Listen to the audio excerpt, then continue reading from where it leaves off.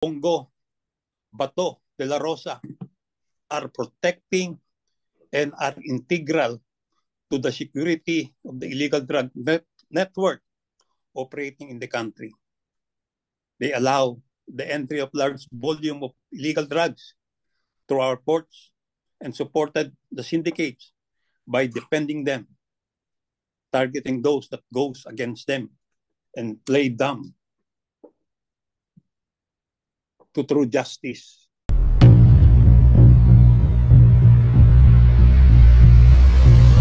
Mga kasalanan sa bayan, handa po akong tumulong para sila ay mapanagot. Umasa po ako na sa administrasyon ni Pangulong Marcos ay magiging accountable na ang mga tunay na nagkasala sa bayan, si Duterte, Bongo at Bato de la Rosa. Ibinenta tayo ni Duterte sa China. Siya ay taksil sa Pilipino. Si Duterte, Bongo at Bato de la Rosa ay taksil sa taong bayan. Bago po ako magpatuloy, gusto ko lang po ding ilahad sa inyo na yung mga kasama ko sa trabaho na humarap sa Senate Blue Ribbon hearing, si Captain Perote, si Master Sergeant Jerry Liwanag, kasama na din si Director Pajardo, lahat ay patay na. Silang lahat ay pawang mga inosente at walang kasalanan. Matitino po silang mga pulis at tapat sa kanilang tungkulin. Si Master Sergeant Jerry Liwanag ay pinagbabaril at papatay sa Bulacan. Si Director Pajardo namatay na mag-isa sa ibang bansa. Si Captain Perote hanggang ngayon nawawala at patay na. Humihingi ako ng pasensya sa mga pamilya, sa pamilya nila dahil namatay at nagdamay sila sa akin. Uulitin ko, sila ay inosente at matitinong pulis. Ako din po ay inosente. Ginawang punching bag at pulgay ni Duterte, Bongo at Bato de la Rosa dahil sa bata nila si Michael Yang.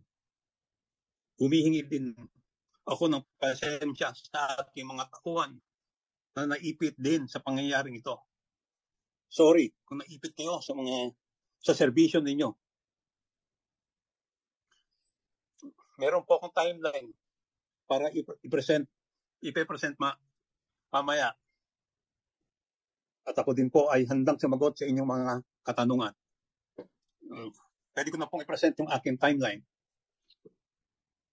O sige, medyo mahababa yung inyong opening remarks, Colonel. But alam niyo po, napakaseryoso nung mga aligasyon na binitawan niyo. Kami ho dito sa committee ay gusto lamang namin malaman yung katotohanan dito sa iniimbestigahan nating Shabu, na kung saan maaring merong link yung a certain Mr. Michael Yang. At hopefully, yung inyong mga sinabi kanina ay meron ho kayong mga ebidensya na maaring ma-share sa committee ito para mapatunayan po natin na ang inyong binitawan mga seryosong mga aligasyon ay kaya pong panindigan. So we will now give you time to make your presentation, and pagkatapos po niyan ay kami po ay magtatanong sa inyo. Yes, you may proceed. Opo, handa po.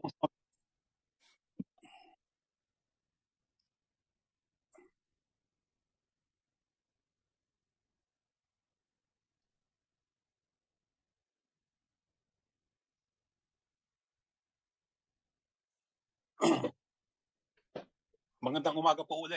Ito po yung aking timeline. Sisimulan ko po ito doon sa December 31, 2004 kung saan ni-raid namin yung Shabu Laboratory sa Davao, sa Domoy. Nung panahon na yon, ang identified lang namin ay si Alan C. Kasi siya yung lagi nagpupunta sa laboratory. Si Johnson Chua, na identified na owner at financier, ay hindi namin nakikita na pumapasok sa laboratory. Pero yung bahay niya, alam namin kung saan, sa Davao City. Pero during that time, hindi namin siya kilala. Si Michael Yang naman ay hindi namin nakita during the surveillance sa Davao noong December 24. Nagsimula po kami mag-surveillance sa Domoy is ng late October. At nag-full-time kami ng full-time surveillance ng November hanggang December, hanggang sa dismantle namin siya. Si Michael Yang, talagang hindi siya nakita ron. Hindi namin siya nakita. Kasi ang participation ni Michael Yang during that time is siya ang sumalubong ng 2 container ng mga equipment at chemicals na galing ng Pulyok Port sa Cotabato City. Siyang tumanggap, siya nag-ayos, at siya nag-atid sa iba-ibang lugar. Hinatid niya sa Cagayan de Oro at doon sa Domoy.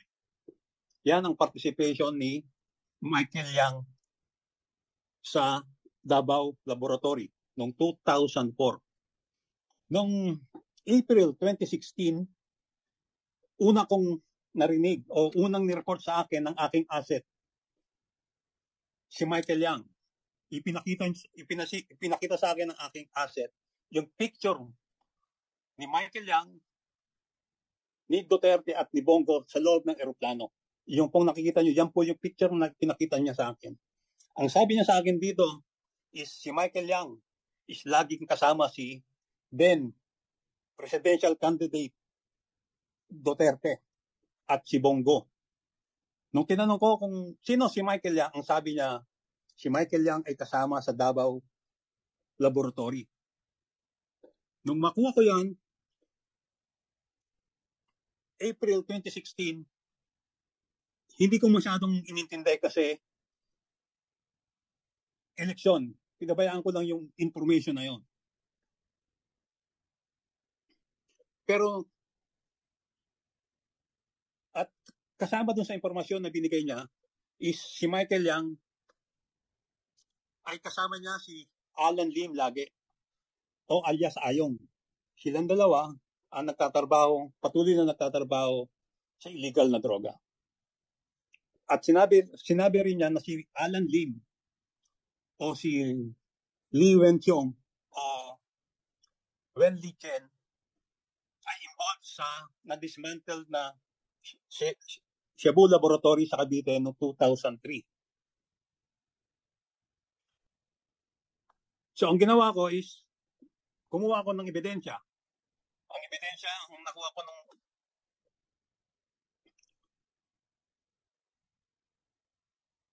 November 2016,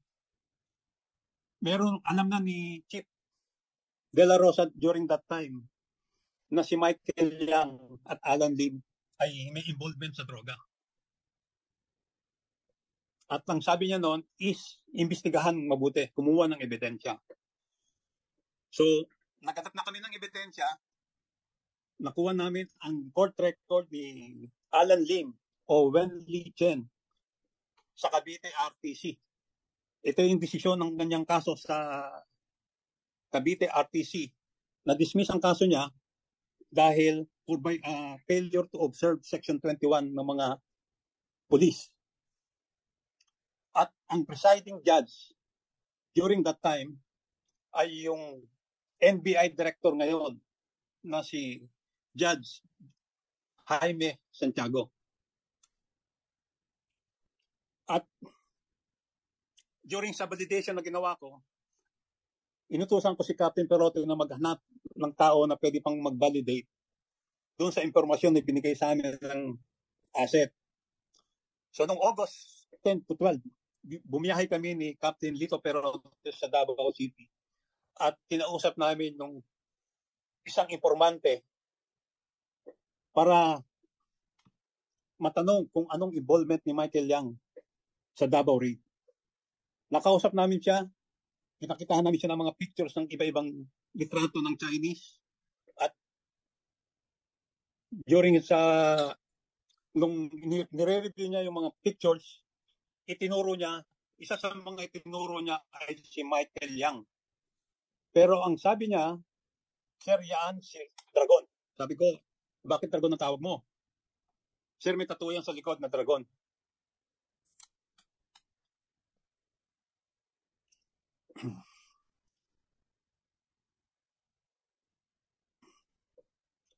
Tapos, tinanong ko kung anong participation niya. Sabi niya, Sir, yan ang kumuha o tumanggap ng 2 container galing Pulyok ng mga equipment at chemicals para doon sa Domoy at yung iba dinala sa Cagayan de Oro.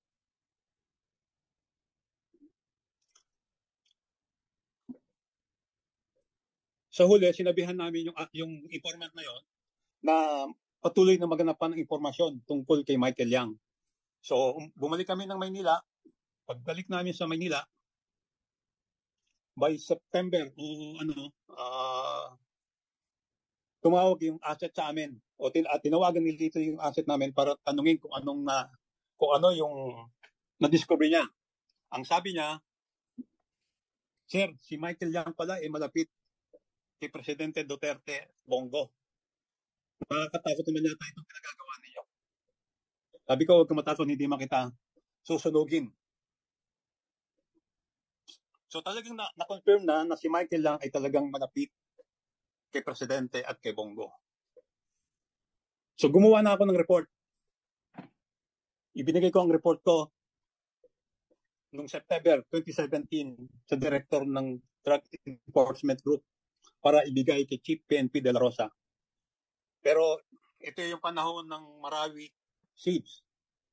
Hindi niya naibigay at siya ay na-relieve at ginawa siyang regional director ng ARM, ng BARM. So, ibinalik sa akin yung report. Hinawakan ko lang. Then, nung December 2017, nalaman ko na si Alan Lim ay iniimbestigahan din ng anti-kidnapping group dahil sa involvement sa kidnap o ransom ng mga Chinese sa mga Pogo. Ang report noon kay Alan Lim is alias Ayong. Kasi itong si Alan Lim, ang dami niyang pangalan. Si alias Ayong ay siya ang nagpapacilitate ng payment ng mga ransom. Parang umabot na sa 120 million yung na-facilitate niyang payment. At nung mga second week ng December, nag-report ako, kinausap ko si General Cascolan at in-report ko sa kanya about yung aking report. Kasi sinabi ko sa kanya, mukhang hindi naman totoo yung war on drugs. Sabi niya, bakit? Kasi merong drug personality na malapit kay Presidente. Sinabi ko sa kanya na meron akong report. At kinuha ang report ko. Ibinigay ko sa kanya the following day.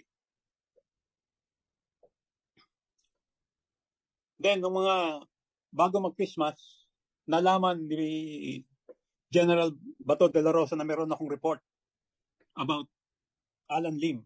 Ipinakuha niya yung report kay General Cascolan. So, alam na ni General Bato de la Rosa bago mag-Pasko ng 2017 ang report ko. Pero wala akong nalaman o wala siyang official na ginawa. Pero nakarating sa akin, mayroong nag-report sa akin na kinonfront ni Chief PNP Bato de la Rosa si Alan Lim.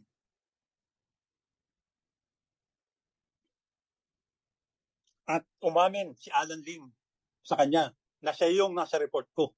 Siya yung involved sa Cavite Laboratory noong 2003. Nung makatapos niyang kausapin si Alan Lim, ay hinabol siya ni Michael Yang para kausapin tungkol kay Alan Lim na mayroong bit-bit na bag na punong-puno ng pera.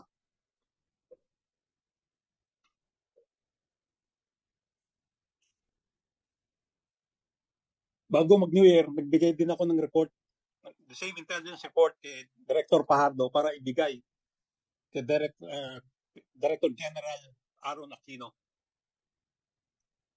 Noong January, first week of January, ipinatawag ako ni DG Aquino para i-discuss ko sa kanya ang report. At in-explain ko sa kanya ang report. Kung paano ko nakuha, kung paano ko na-develop yung intelligence report, ano yung mga ebidensya, yung warrant, pati yung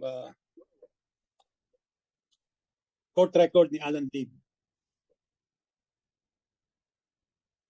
At ikinuwento ko sa kanya yung ginawa ni Bato de la Rosa sa aking report. At ang sabi niya is, maniwala kang hindi niya tinanggap yun. Then, noong February 2018, command conference sa Cebu. Gabi, tinawagan ako ni DG Aquino para informahan ako na naibigay niya na ang report ko kay Sap Bongo. At ang sabi niya is mag-prepare ako at kakausapin ako ni Bongo. Pero hindi ako kinausap ni Bongo. Walang nangyaring meeting.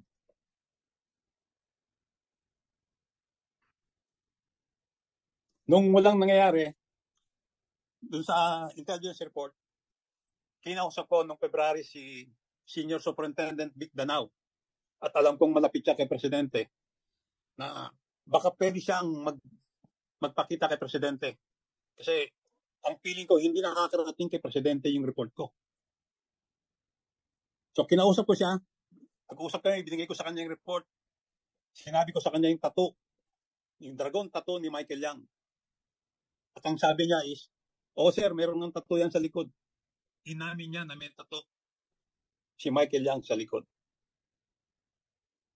Pero wala rin nangyari. Walang feedback sa akin si Vic Danao. Lumipas ang panahon, umabot ng naupo si General Albayalde.